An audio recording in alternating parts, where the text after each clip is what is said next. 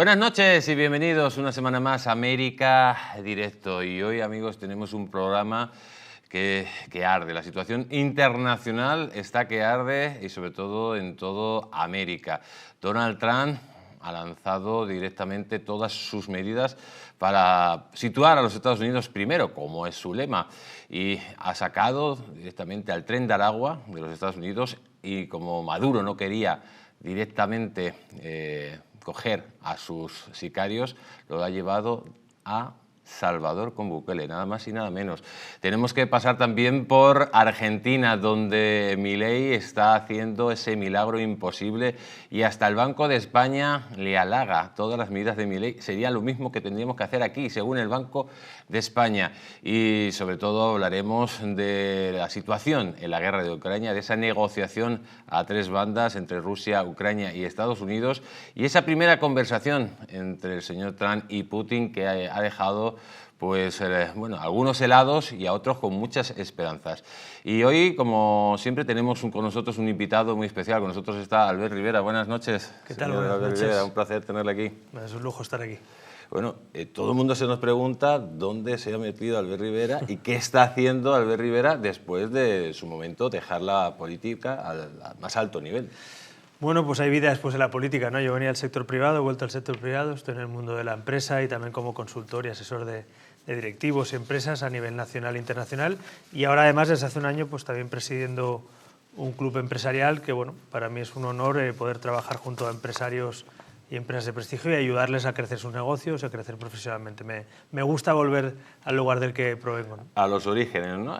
Bueno, la verdad que es verdad que su familia ha sido siempre empresarios y de nuevo retoma, digamos, ese legado. Pues sí, yo entré en política casualmente, aunque es verdad que la vida pública me gustaba, pero yo soy hijo de pequeños empresarios españoles, de autónomos, de gente hecha a sí misma, que bueno, el mundo de los negocios ha sido siempre nuestra vida, con éxitos, con fracasos, levantándose otra vez, como le toca a la gente que monta una empresa, y ese legado, pues de alguna manera lo llevas ahí. Ahora que he podido volver hace ya casi 6 años que salí de la política, pues me gusta estar al otro lado del río, que digo yo, ¿no? De vuelta al sector privado, ayudando, asesorando, aconsejando y ayudando a muchos empresarios que tienen que tomar decisiones cada día, y el mundo está, como vemos, loco. Literalmente, y necesitan tomar decisiones y les asesoramos desde nuestra consultora pues a la toma de decisiones, ¿no? También está liderando un club empresarial aquí en España, en Madrid, muy importante. Cuéntenos. Pues sí, Madrid se está convirtiendo en una capital efervescente, ¿no? Yo diría que es la referencia hispana, desde luego, en Europa, y una de las, junto probablemente con Miami, con DF y alguna otra ciudad, ese eje hispano en el mundo, ¿no? Y a raíz de eso están llegando muchos inversores extranjeros a Madrid. Es la segunda ciudad más importante en el mundo inmobiliario europeo. Es decir, hay muchos motivos para creer que Madrid va bien, y lo bueno es que en el club lo que hacemos básicamente es aconsejar y aterrizar a muchos empresarios, pero también a sus familias, sus negocios en Madrid. De hecho, la buena noticia también para el mundo hispano es que 1 de cada 3 socios del Club Rajim son de origen latinoamericano. Son empresarios que están, bueno, huyendo de la inestabilidad de otros países, acercándose a España y a Europa, invirtiendo aquí y dándole color, por qué no decirlo, a Madrid, y dándole brillo, porque yo estoy orgulloso también de cómo estamos acogiendo a muchas personas capaces y profesionales en Madrid. Así que Rajim se ha convertido un poco en la casa, en pleno barrio Salamanca de Madrid, en la casa de muchos latinoamericanos que están invitados a venir cuando quieran. La casa de la hispanidad. Pues sí, yo digo siempre, más que cuando hablo en España, siempre en España hablamos mucho de España, los españoles, España, yo siempre digo en español, ¿no? Porque eso nos abre el mundo. Somos casi 700 millones de hispanohablantes. No solo tenemos que compartir cultura, hay que compartir también negocios, hay que compartir empleo, educación, formación. Yo soy partidario de una gran alianza hispana en este mundo tan cambiante, y desde luego España deberíamos contribuir a ello, y algunos creemos profundamente en ese marco, ¿no? Estamos diciendo que el mundo está loco. En América ha habido un cambio sustancial que ha sido la gran victoria de Milei, algo que nadie esperaba. También la gran victoria de Donald Trump. ¿Cómo va a cambiar América con estos dos gobernantes desde el punto de vista, sobre todo, de hacer la guerra cultural a ese marxismo que está asfixiando Hispanoamérica, y sobre todo de cambiarlo económicamente, ya que donde entra el marxismo directamente entra en la ruina, como hemos visto Venezuela, Nicaragua, Cuba o ahora Colombia? Sí, son dos victorias electorales con dos presidentes muy fuertes, muy carismáticos, con sus seguramente detractores y con sus aciertos y errores, pero yo diferenciaría entre ambos, porque aunque parece, y son además amigos, ¿no?, y se llevan bien, pero creo que en el caso de Milei es profundamente liberal, ¿no? Milei yo creo que tiene una concepción más liberal y menos intervencionista y menos aislacionista. Quizá Trump aplica políticas, algunas más liberales, pues bajada de impuestos, desregulación, con las que yo estoy de acuerdo como liberal, pero a mí el mundo este arancelario de batalla, de subidas de precios, de guerras, me parece más intervencionista. A mí me gusta más el libre comercio y Milei le sitúo más en esa línea, ¿no? Un economista con una mentalidad liberal de verdad. Extraliberal, diríamos. Bueno, a ver, Milei es muy interesante como fenómeno político y económico. Más allá de que estés de acuerdo con todo lo que hace, no hay que reconocer que un país con una inflación desbocada, con una corrupción desbocada también, con el peronismo que arrasó durante muchísimos años un país tan rico en commodities, tan rico en cultura, en población, una clase media culta, preparada, pero en cambio no ha tenido gobiernos que le saquen de ahí. Y yo creo que Milei, por lo menos, vamos a ver qué pasa, es un experimento casi mundial, vamos a ver si es capaz de que ese control de la inflación, ese crecimiento económico y ese consumo todo a la par vaya a la vez, ¿no? Parece que los datos de momento le dan la razón.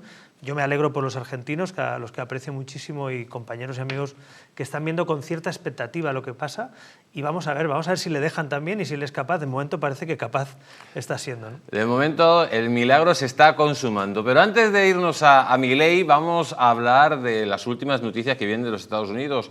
Y esta noticia era una noticia muy esperada por todos. Era un anuncio del presidente Trump que decía que quería desclasificar directamente los documentos del presidente Kennedy.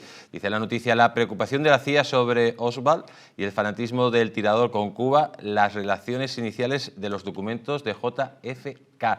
Tenemos al otro lado de Sky a nuestra querida Mabel Petit desde Nueva York. Buenas noches, Mabel, ¿cómo estás? Muy buenas noches, Jesús. Un gran saludo desde acá, desde la Gran Manzana.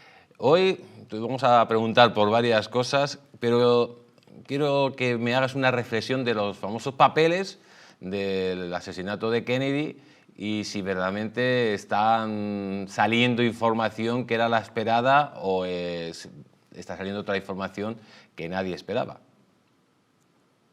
Hay información que se estaba esperando porque hay muchos investigadores que les faltaba como un pedazo y hay 80.000 papeles que están siendo revisados. Hasta el momento, importantes han surgido en las redes sociales que se están publicando. A mi juicio, 3 que son importantes. Uno, que se había investigado a Oswald, que se había hecho análisis, que lo estaban revisando desde la KGB hasta los servicios británicos y los servicios de inteligencia, pero nadie hizo nada a pesar de que este hombre se veía que tenía un plan. Eso queda claro y el general Michael Flynn ha señalado que ese es un detalle que le permite a él conocer, aunado a otro de un sujeto que estuvo vinculado a la CIA y que había advertido que era la CIA la que estaba detrás de ese asesinato, de esa conspiración. Pues el general Flynn ha dicho el día de hoy que él no le queda la menor duda, luego de haber revisado una buena parte de esa documentación. O sea que según el general Flynn estaría la CIA detrás del asesinato.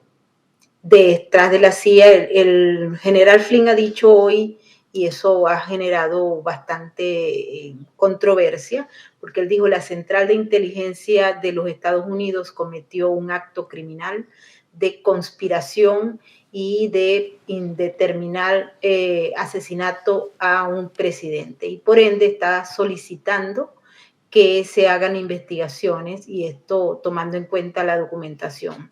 Hay otro papel que señala también la relación que tal vez era como enfermiza de el que fue considerado y que a todas luces es el que asesinó materialmente a Kennedy, con Cuba. Estaba enamorado de Cuba, de la revolución, de lo que planteaba, y consideraba que Estados Unidos no era un país confiable, un país en el que se podía desarrollar la libertad, etcétera, y por ello pues también contribuyó a la creencia de que Cuba estaba directamente involucrada en esto.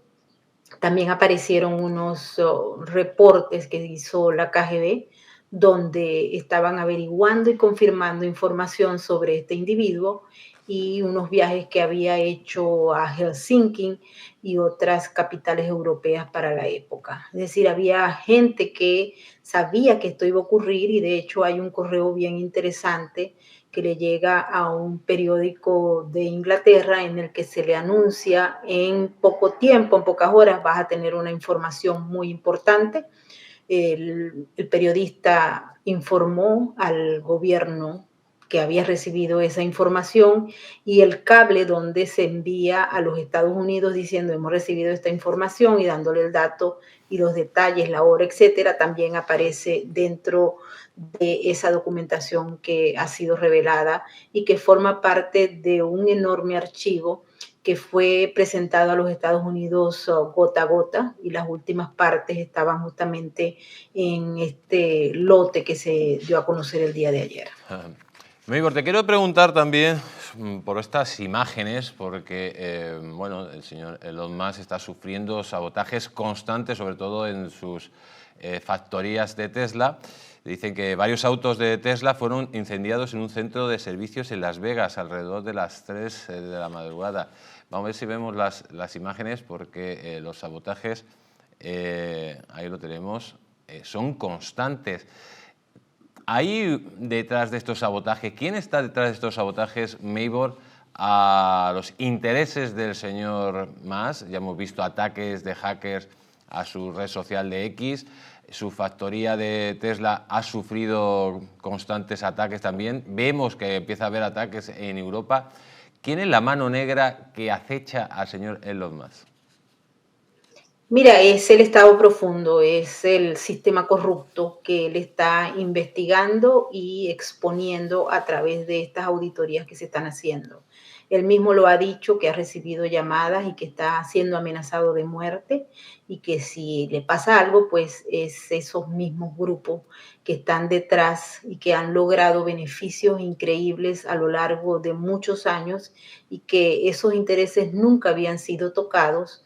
Él ha descrito una gran cantidad de abusos en el manejo de fondos públicos, en el abuso y la falta de transparencia de jefes de agencias y de burócratas que en estos momentos también están muy activados para justamente llamar a que Elon Musk desaparezca de la escena pública. Se han hecho llamados, por ejemplo, por parte de líderes radicales del Partido Demócrata para que se saque a Elon Musk, para que se le pongan cargos, etcétera. Y adicionalmente a ello, ahora se cuela todas estas acciones judiciales de jueces demócratas que están prácticamente prohibiendo al gobierno gobernar. Ayer hubo 4 decisiones importantes, Jesús, de jueces de distritos, donde se prohibía terminantemente, por ejemplo, cerrar la USAID, que ha sido una de las agencias que mayor exposición ha tenido en estas actuaciones del DOGE, motivado a los enormes recursos que se distribuyeron y sobre todo a quiénes y por qué se distribuían. También se tomó una acción para que las personas transgender puedan ser parte del ejército, cosa que ya el presidente había dado una orden que contrarrestaba la que existía anteriormente y que impuso Barack Obama. También hubo otra orden para que se paralizara por completo todo lo que fue el congelamiento de fondos para los programas de cambio climático.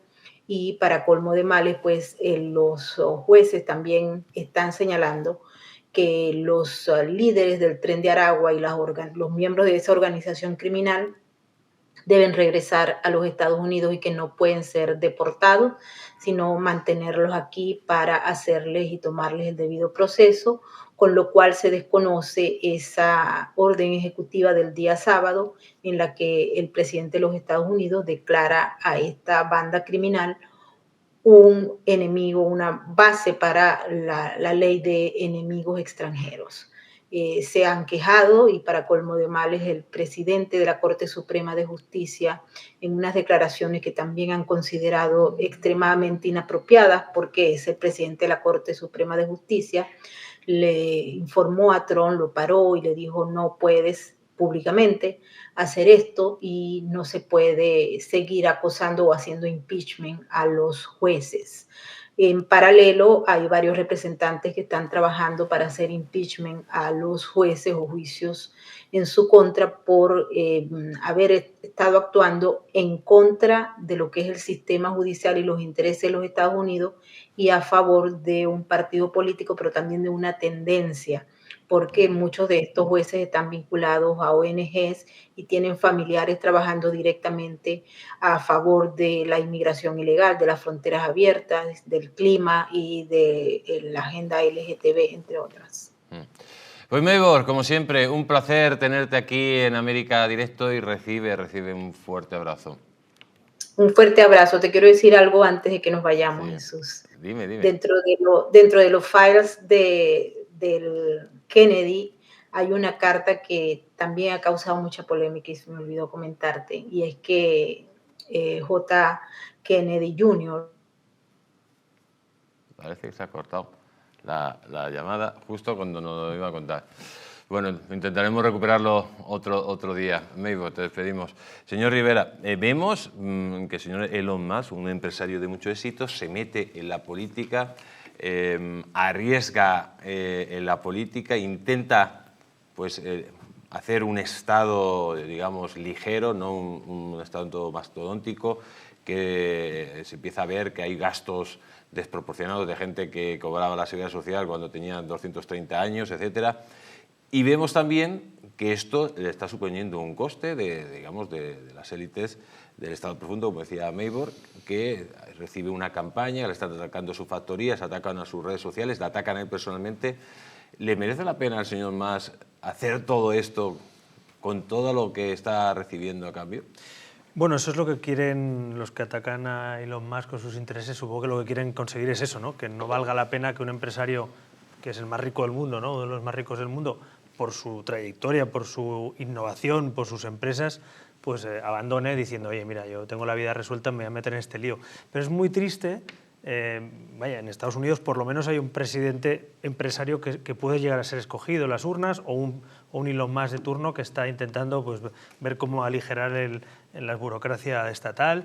Pero es que lo llevo a España o a otros países hispanos, es decir, es imposible casi, ¿no? Porque ya el mero hecho de criminalizar al empresario y ponerle bajo toda sospecha es muy difícil. Entonces, digamos que en Estados Unidos, incluso siendo un país muy abierto en eso, les está costando. Imagínate si lo traemos a España o a algún otro país latinoamericano. ¿Qué diferencia? En Estados Unidos, que Donald Trump ha traído la meritocracia, ha cogido a los mejores, y aquí en España, por ejemplo, tenemos la idiocracia. No, aquí yo voy a estar viendo lo de Trump y yo pensaba en mi época que proponía algunas reformas, algunos cambios, a la que te encontrabas los beneficiarios del statu quo, esos resistentes al cambio, no te dejaban proponer reformas, iban a por ti, ¿no? Entonces yo creo que lo que está sufriendo más que a lo bestia, que es Estados Unidos, es por eso. Ahora, diría que una de las cosas más interesantes de lo que está pasando en Estados Unidos, repito, los aranceles y tal, pues a mí la verdad que no me gustan, pero en cambio sí que creo que hay un experimento político muy interesante, que es precisamente la agencia que ha creado Elon Musk con una serie de expertos para evaluar en 1 año y medio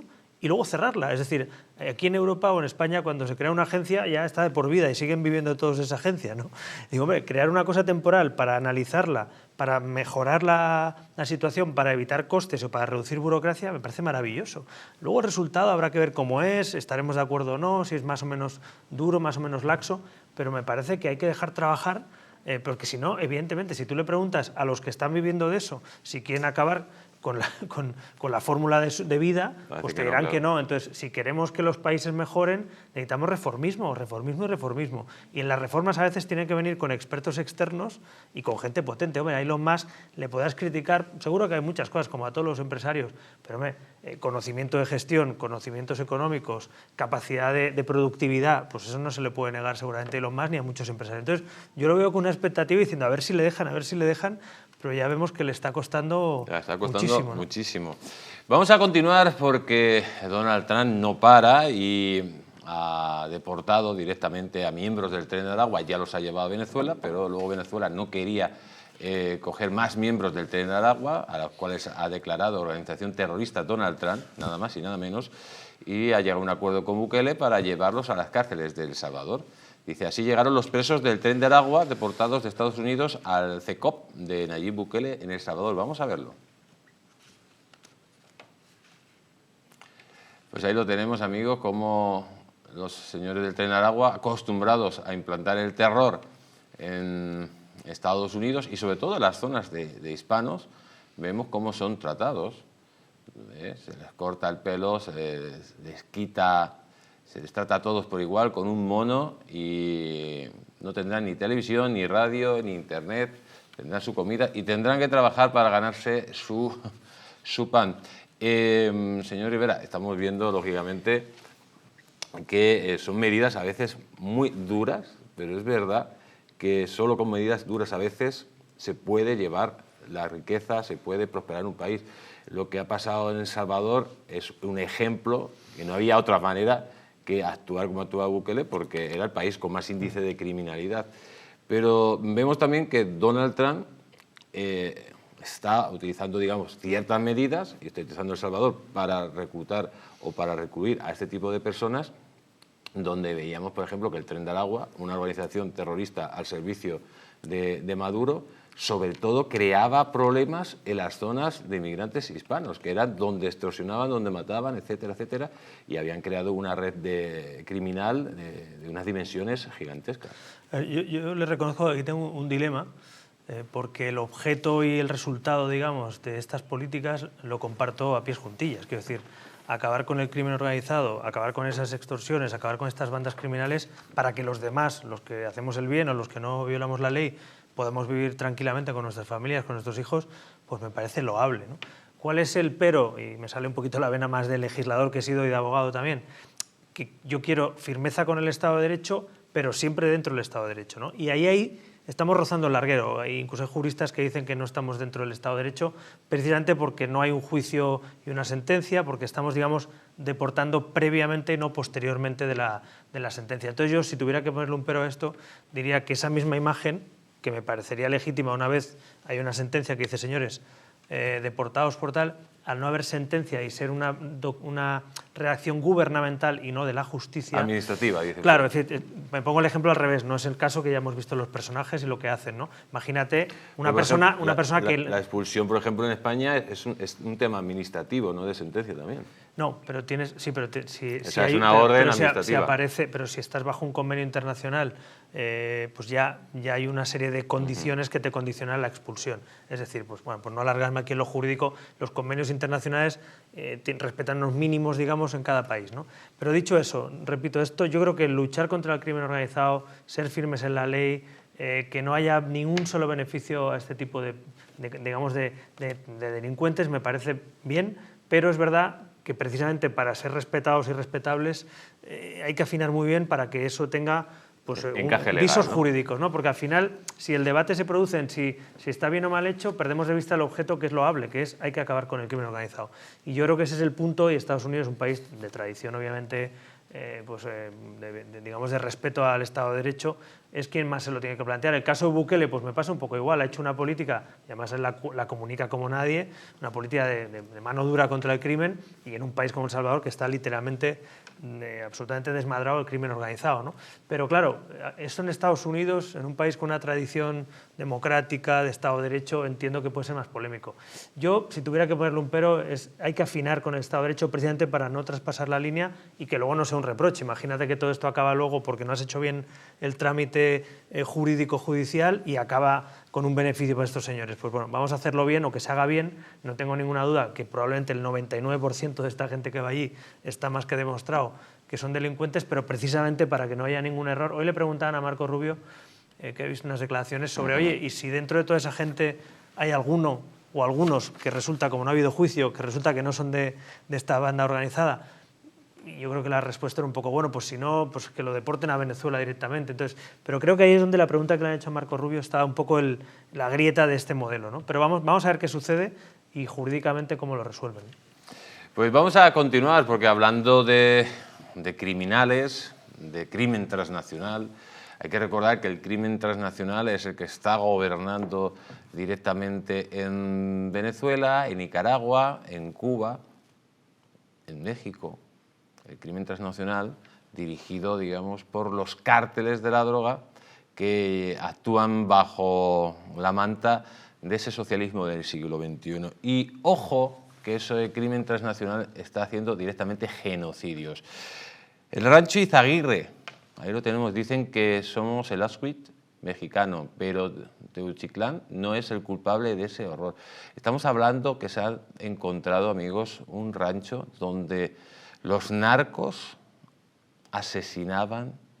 Hay directamente cientos de personas enterradas, todos esos asesinatos.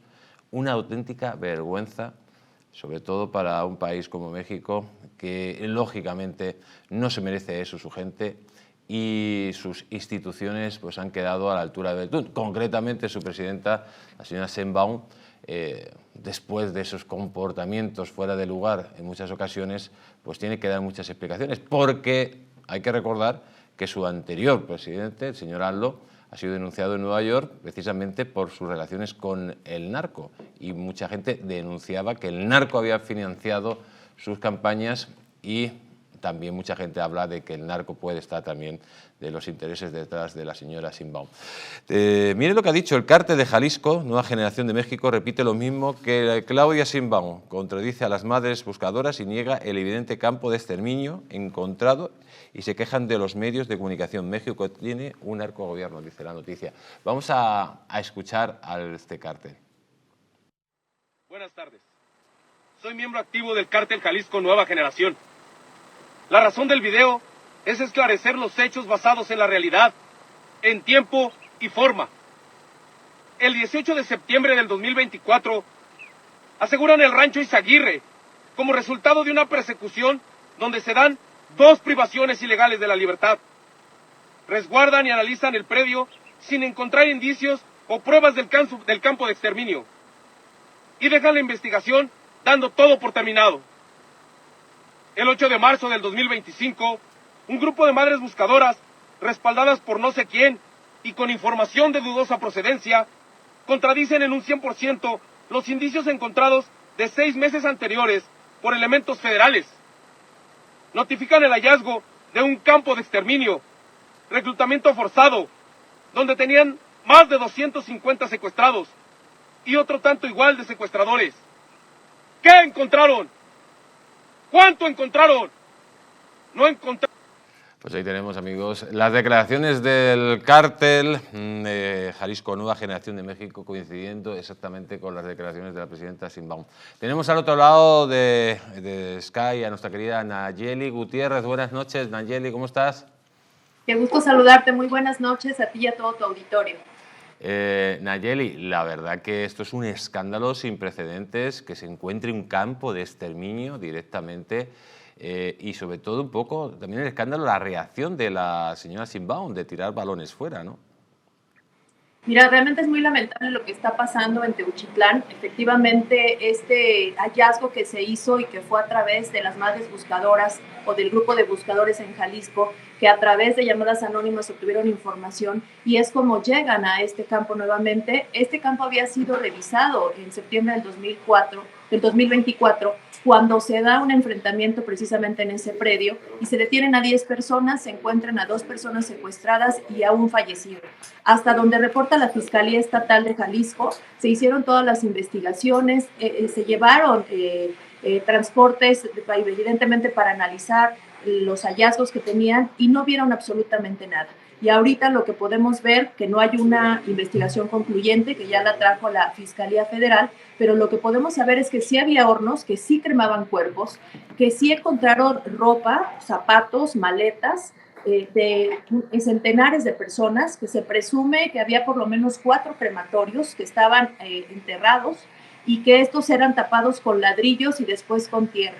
Y había habitaciones, hay el antecedente de que también era un campo de entrenamiento, porque existe, como en el establecimiento del terreno, áreas para el campo traviesa, para tiro, y ya han salido diferentes declaraciones de algunos de los que estuvieron ahí. A mí me impactó muchísimo uno que comentaba que había una habitación que le llamaban la carnicería, que tenía como una plancha, como si fuera una cama, una plancha de concreto, y que ahí era donde desmantelaban los cuerpos.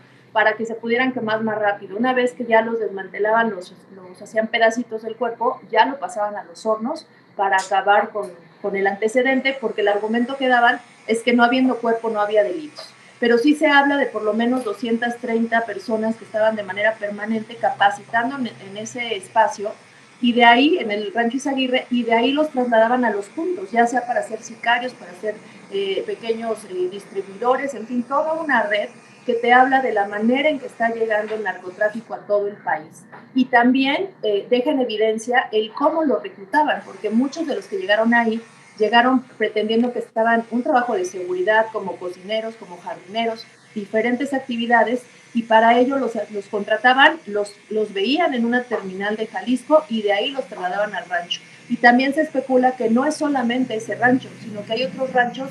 Hay un antecedente que ya se encontró en Veracruz hace como un par de años que más o menos tenía las mismas características de este predio. Pues Nayeli, nos dejas con los pelos como escarpia directamente. Terrible todo lo que nos estás contando. ¿Y la opinión pública en México qué dice de todo esto? Mira, yo creo que lo hemos tomado demasiado bien los mexicanos, porque es un hecho tan lamentable, tan grave, con tantos muertos y tantos desaparecidos que hay en México, que todos deberíamos estar en la histeria total. Sin embargo, en México también ya nos acostumbramos a este tipo de hechos delictivos que constantemente vemos en las noticias, y eso hace que no sea tan grave como debería de ser. Estamos hablando de un exterminio a los mexicanos, y la sociedad, aunque existe sobre todo en lo que es la clase, lo que llamamos el código rojo, la clase política, mucha información de los medios, tanto en televisión como medios impresos y digitales, a nivel de sociedad se comenta, pero no con la gravedad que debiera. En el propio municipio, que es un municipio muy pequeño de 2,000 habitantes, la vida sigue normal, a pesar de que está a unos minutos de la cabecera municipal Rancho Izaguirre. Aún así no existe ya ese miedo y ese temor, porque lo han estado viviendo. O sea, efectivamente la gran pregunta es cómo no se había dado cuenta la autoridad, cuando es una actividad constante que están realizando y que la propia población alrededor lo sabe. Pues Nayeli, un placer, como siempre, tenerte aquí en América Directo, y recibe un gran abrazo. Gracias, un abrazo a tu auditorio, hasta pronto. Increíble, increíble, señor Rivera, lo que estamos hablando en México, un país hermano, que haya crematorios para asesinar en masa a las personas. Es tremendo, me parece una película de terror, pero es la realidad. Y lo que más me ha sorprendido, la última pregunta que le hacía, es que yo lo hubiera hecho exactamente también, es, y bueno, ¿y qué opinan los mexicanos, no?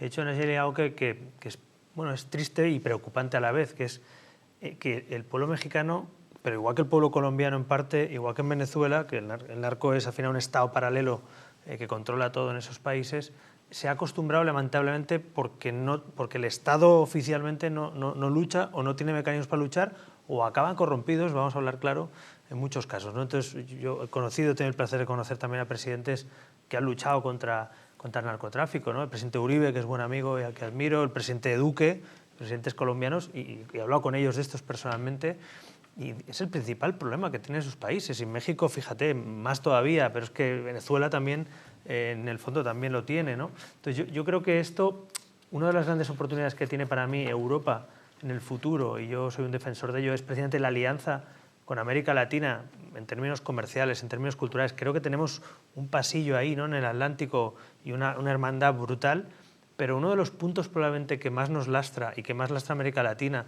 en el futuro para tener seguridad jurídica, para ser países respetables y respetados por los demás, precisamente es acabar con esto, porque México es un país increíble en términos comerciales, tiene un potencial de crecimiento brutal.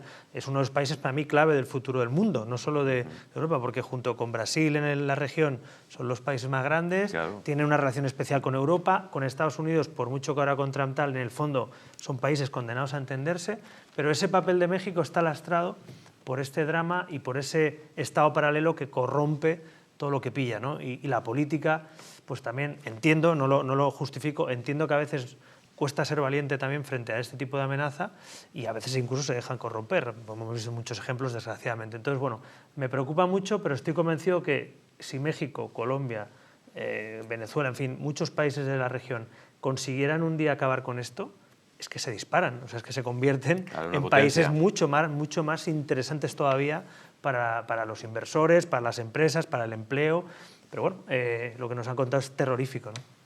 Pues vamos a cambiar de tema, nos vamos al Cono Sur y nos vamos con buenas noticias. Atención, el Banco de España aplaude las medidas de Milei.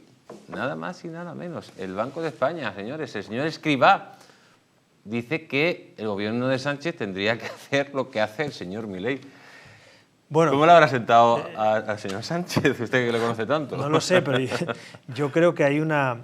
que Milei, hubo un momento que yo hacía broma, incluso enviaba un mensaje a un amigo político en activo y le hacía la broma con que el líder de la oposición era Milei, ¿no? Parecía, porque el presidente Sánchez está todo el día metiéndose con Milei ya entró también en la jugada.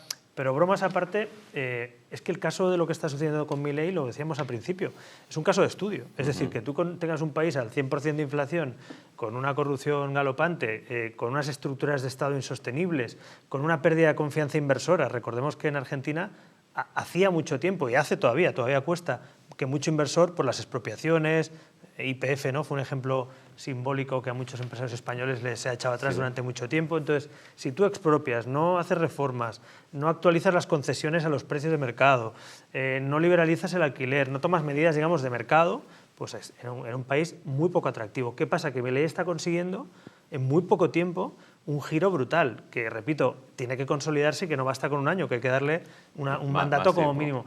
Pero yo lo veo con expectativa y, hombre, que el Banco de España aplauda esas medidas. Solo le diría también a unos miembros del Banco de España que, hombre, que he visto en el informe que hablaban de liberalizar los alquileres. Digo, hombre, pues a ver si es verdad y no damos pasos atrás en España, que parece que quieren intervenir los alquileres, y a ver si hablamos de una imposición moderada en vez de unos impuestos excesivos. Pero bueno, por lo menos es un caso de análisis lo que está haciendo Milei y lo que pasa en Argentina, que esperemos que acabe bien y que esperemos que se consolide por el bien de Argentina y como ejemplo también de que se puede liberalizar la economía y se puede generar empleo y riqueza, ¿no? Pues ayer sacamos la noticia que España, su deuda pública había llegado a los 2 billones de euros. Y mire lo que dice esta noticia. Nuevo milagro de Milei. Nuevo milagro de Milei. Reduce la deuda del 99,5% al 45% del PIB. ¿Cuánto necesitamos un Milei aquí en España? Si no recuerdo en memoria, creo que en España estamos por encima del 100%. Estamos en 102 o en 105. En 120 ya por ahí. 120 ya hemos llegado, sí. Yo creo que los últimos datos se disparó después del COVID, bajó un poquito y creo que se ha vuelto a disparar. En todo caso, claro, y eso que está maquillado.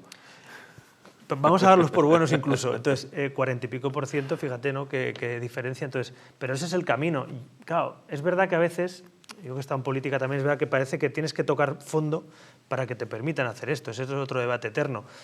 Como la pérdida de poder adquisitivo en España es como prácticamente latente, ¿no? La renta per cápita está congelada prácticamente desde 2006. Llevamos 20 años en España que no nos hemos empobrecido de golpe, pero hemos ido perdiendo poquito a poco migajas por el camino, vamos a hablar, ¿no? Entonces, claro, digamos que no se nota tanto el dolor, porque no hay una crisis de que se derrumbe el país y no es Argentina, pero hay ciertos síntomas de argentinización, ¿no? Laxitud a la hora de aplicar las normas, arbitrariedad, inseguridad jurídica con los cambios regulatorios, presión fiscal, corrupción.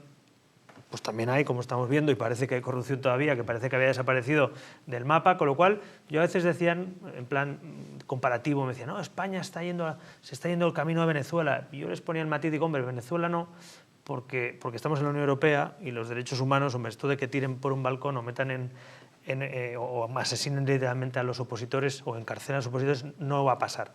Pero sí que es verdad que estamos argentinizándonos, ¿no? Que es esa especie de laxitud, pues vemos al fiscal imputado, vemos a no sé qué, una serie de cuestiones, la separación de poderes se rompe.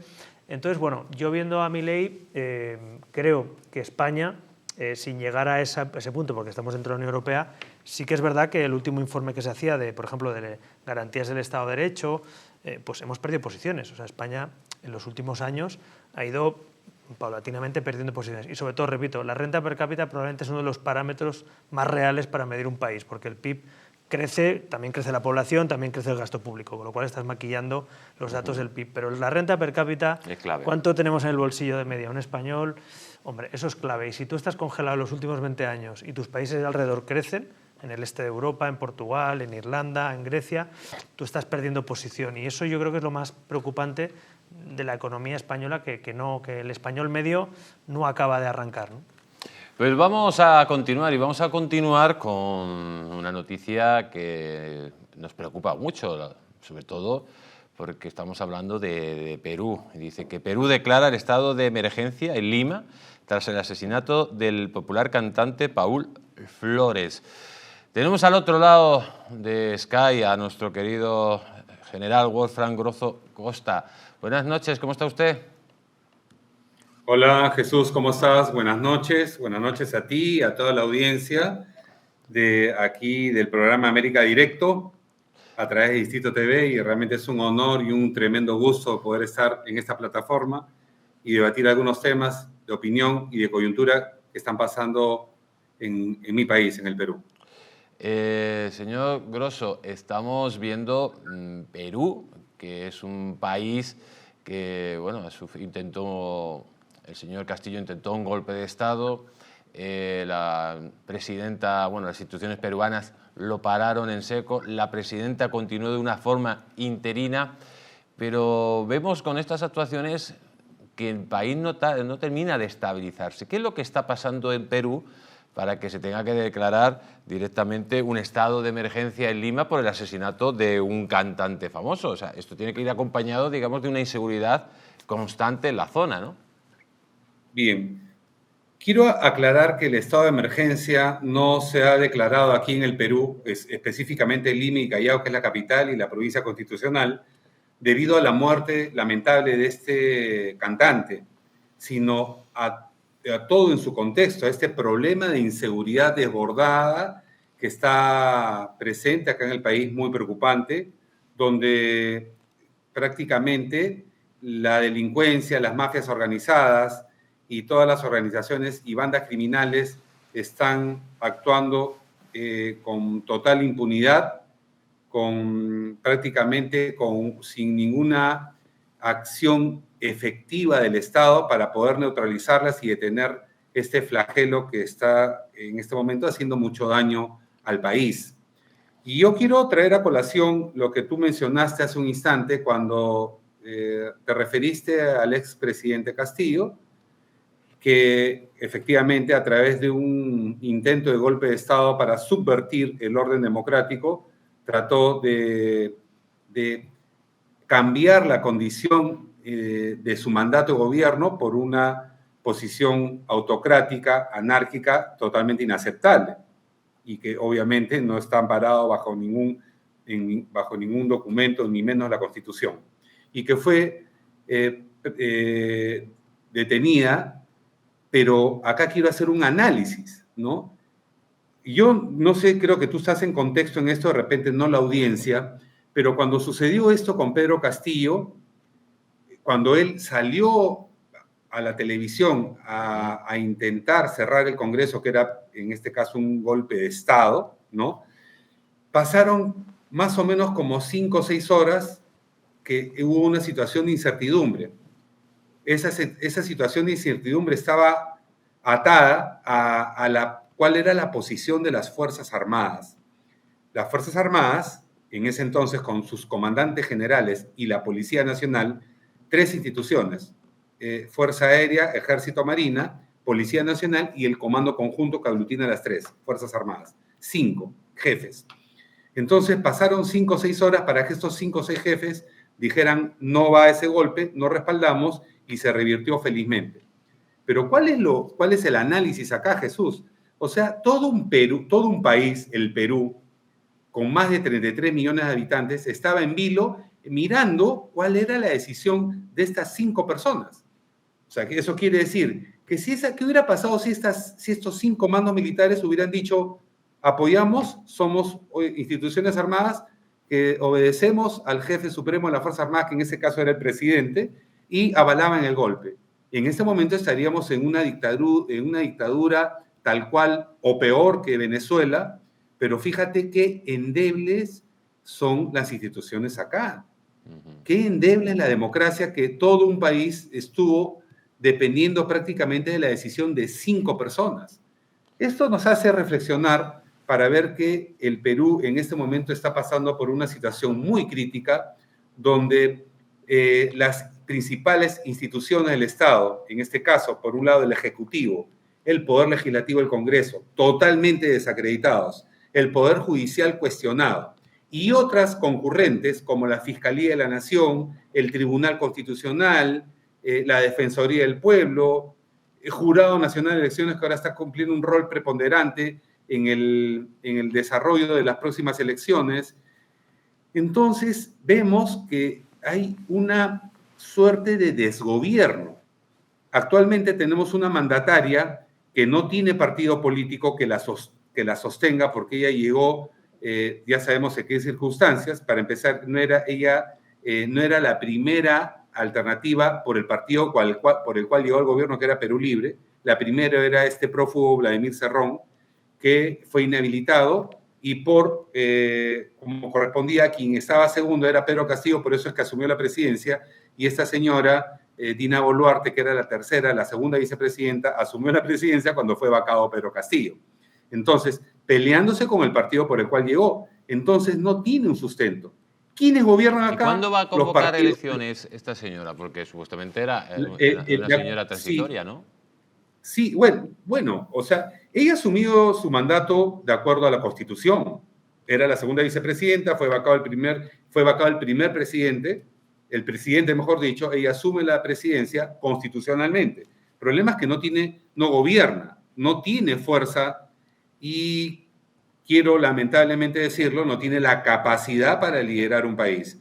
Entonces, ella va a convocar, de acuerdo al cronograma, y lo ha manifestado, el 12 de abril. El 12 de abril, de acuerdo al cronograma electoral aquí en el Perú, se convocan las elecciones presidenciales para abril del 2026. Ajá, 2026. Usted ha dicho, ya para terminar, usted ha dicho que Perú está teniendo un problema muy serio con el crimen. ¿Con ese crimen transnacional puede ser un crimen que viene de fuera y que está relacionado también con el crimen que hay en Ecuador o el crimen que hay en Colombia y que está patrocinado desde Venezuela, Nicaragua y Cuba? ¿Puede ser ese crimen, el crimen que está poniendo a Perú en una situación tan complicada? Si tú te refieres al crimen generalizado, definitivamente hay una intervención extranjera. Ya sabemos que existen bandas transnacionales como el Tren de Aragua, por ejemplo, el Comando Vermelo, que viene de Brasil. General, le dejo un minuto porque nos quedamos sin tiempo. Respóndeme rápido. Sí, por eso te estoy diciendo que hay una injerencia. Respecto a este crimen del cantante, no, ese ha sido un delincuente de acá, un delincuente ranqueado, avesado, que ya prácticamente lo ha manifestado, fue que estuvo atrás de este crimen. Pero acá es un problema que está generalizado y está enquistada la inseguridad. Pues un placer tenerle aquí en América Directo, y reciba un gran abrazo. Y espero verle en más ocasiones aquí en el programa. Gracias, Jesús. Muy amable. Señor Rivera, 20 segundos con esto porque quiero exponer un vídeo que es demoledor. No, básicamente me parece muy interesante escuchar a una persona que conoce el Perú. Solo un consejo visto desde fuera. Vimos lo que pasó con el constituyente de Chile, que no salió bien. Aquí querían hacer un constituyente los de Podemos. Es decir, ojo con la institucionalidad en Perú, a pesar de lo que estaba contando y que depende de unas pocas personas, pero funcionó.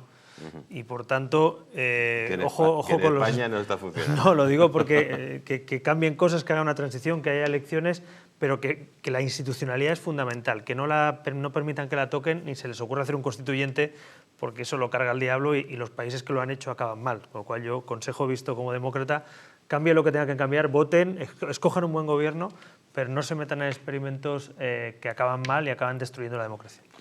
Vamos a poner un vídeo, amigos, para terminar, que es cómo puede vivir un jubilado en Cuba. Escucha este testimonio porque es brutal. Véanlo.